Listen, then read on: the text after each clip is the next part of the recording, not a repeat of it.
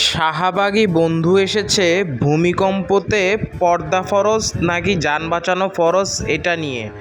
তাকে বাংলা সাবান দিয়ে ধুয়ে দিলাম। এবং আল্লাহ তোমাদের ভূমিকে করেছেন বিস্তৃত। দোস্ত, আমি চলে এসেছি। তুই কেমন আছিস?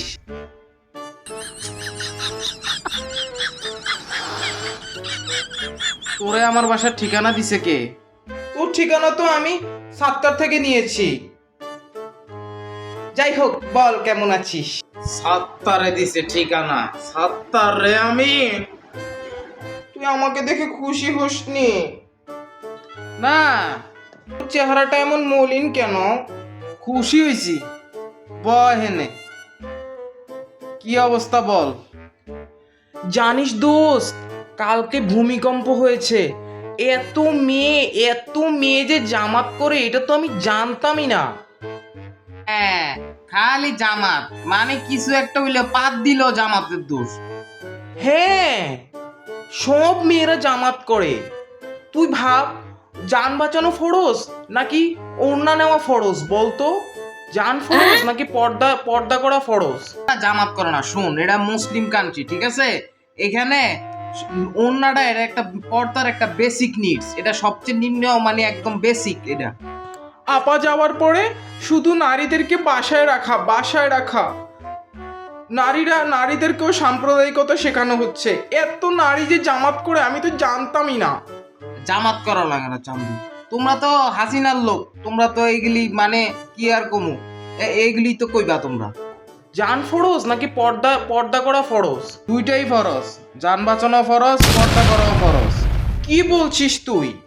আমার তো এই বিষয়টা নিয়ে খুব আনন্দ লাগতেছে, খুব খুশি লাগতেছে যে বাংলাদেশে এখনো এরকম মা বোন বউ আছে যে যারা নিজের জান দিতে রাজি আছে, কিন্তু পর্দার বরখেলাপ হইব বা তারে মৃত অবস্থায় বেপরদায় মানুষে দেখবো, এটা নিয়ে সে চিন্তা করে ভাবে।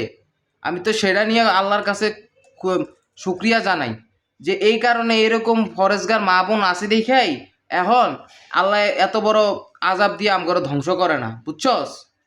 তোরা তো বেটা তোগো মতো লজিক দেখাস, যত উল্টা পাল্টা লজিক। দেশটা একদম পাকিস্তান হয়ে গিয়েছে। মোল্লাদের জন্য আমরা একেবারে পিছিয়ে যাচ্ছি।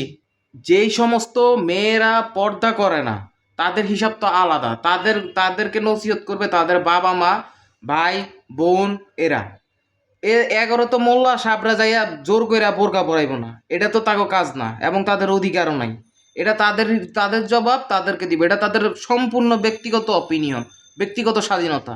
এটা নিয়ে হস্তক্ষেপ করার কোনো নেই।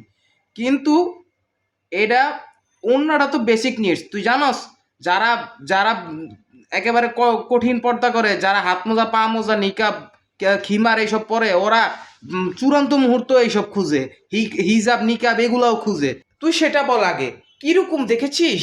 জান বড় নাকি ওড়না বড় বলতো একটু আমাকে। কি বুঝবি? হ্যাঁ, ফরজ নফল বেটা সারাদিন কলকি টানতে টানতে চিপাই চাপাই পড়া থাকস, তুই এগুলির কোনো মানে বুঝবি? হ্যাঁ, তোরা তো বেটা আজরাইল। তোরা তো আবার এগুলি বিশ্বাস করস না।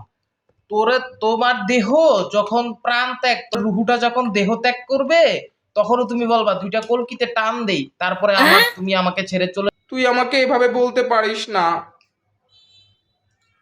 আমি তোর নামে মামলা করব। আমি এইসব কিছু খাই না, তো আমি তোর নামে মামলা করব। নারী নির্যাতন মামলা।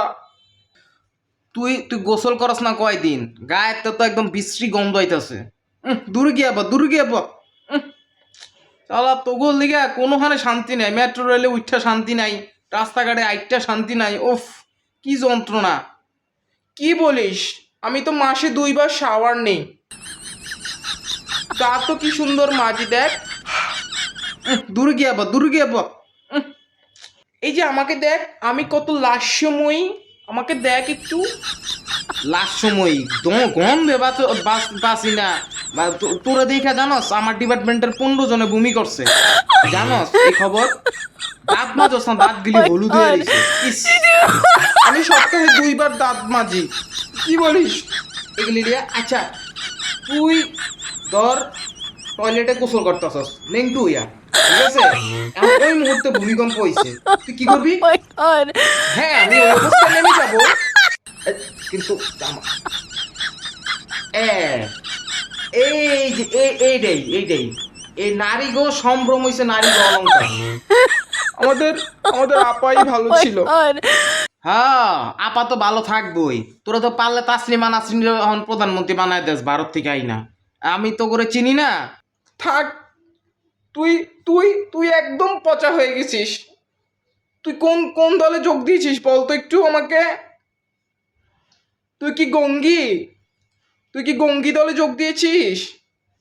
আমি যদি গঙ্গি হই, তুই গঞ্জিকা টানতে টানতে গান জুট্টি হয়ে গেছিস।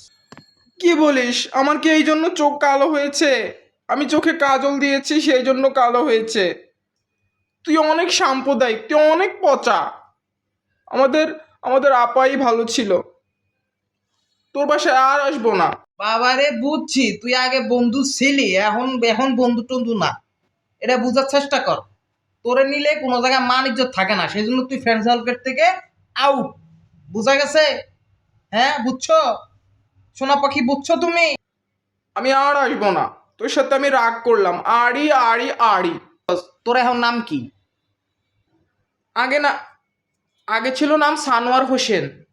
হ্যাঁ, স্যান্ডি। না, নাম এটা না। নাম হওয়া দরকার ছিল কি জানোস? শাহুয়া হোসেন মাহুয়া।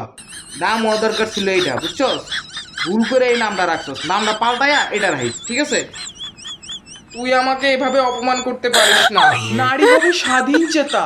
নারী বাবা, ভাই, স্বামী সবাইকে সবার বাধা শৃঙ্খল ছিন্ন করে সামনের দিকে এগিয়ে যাবে, সেটাই তো নারী। তুই বল। তুই তো আসল বিষয়টাই বুঝোস তাই। এ নারীরা পর্দার ভিতরে থাইকা ব্যবসা বাণিজ্য চাকুরি বাকুরি সকল কিছু করতে পারবে, এইটাই বলা আছে। আর নারীদের সম্পূর্ণ ভরণ পোষণ দায়িত্ব পুরুষের। বেটা তুই কই থেকে, ওফ, সত্তর রে আমি পয়া লই, 70। তুই অনেক সাম্প্রদায়িক, তুই অনেক পচা। আমাদের আমাদের আপাই ভালো ছিল। তোর বাসায় আর আসবো না।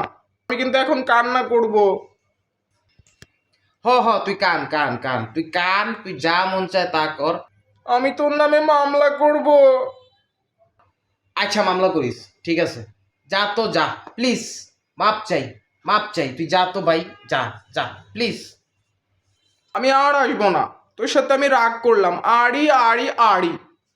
এ আম্মু, এই ঘরটা গন্ধ হয়ে গেছে, একটু ওই ইয়াটা আনো তো, রুম স্প্রেটা আনো তো। রুম স্প্রেটা মারো তাড়াতাড়ি, ঘরটা রেখে অপবিত্র করে নেই।